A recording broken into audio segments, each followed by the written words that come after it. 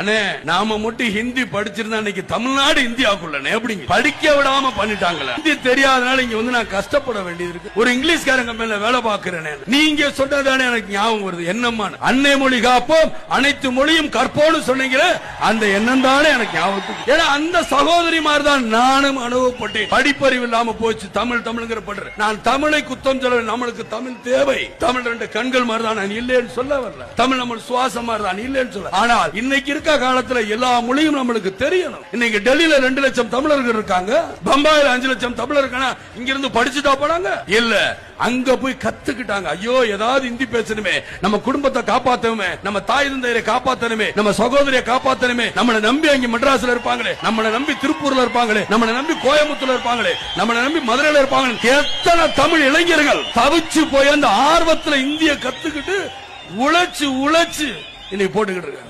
இப்பொழுது மெட்ரிகுலேஷன் ஸ்கூல்ல 3வது மொழியாக இந்த ஹிந்தியை படிக்கிறாங்க. சிபிஎஸ்இ போர்டுல கேந்திரிய வித்யாலயா ஸ்கூல்ல இருக்கு. நமது அரசு பள்ளிகள்ல தான் இல்ல. இத தமிழ்நாடு அரசு தமிழ்நாடு முழுவதும் அரசு பள்ளிகள்ல அந்த மாணவர்கள்ட்ட ஒரு வாக்கெடுப்பு நடத்தினாலே உண்மை தெரிய வரும். அவங்க வீட்டு பிள்ளைகள்லாம் ஹிந்தி படிக்குது. அவங்க நடத்துற பள்ளிகளும் சிபிஎஸ்இ போர்டை தான் நடத்துறாங்க. அவங்க ஒன்னும் நம்ம ஹையர் செகண்டரி போர்டு நடத்தல. அவங்க அறிவுரை எல்லாம் அடுத்தவங்களுக்கு தான். இன்றைக்கு எதிர்க்கிறவர்கள் எல்லாரையும் பாருங்க, அவர்கள் சம்பந்தப்பட்ட பள்ளிகளே அவங்க வீட்டு குழந்தைகளோ எந்த பள்ளியில் படித்தார்கள்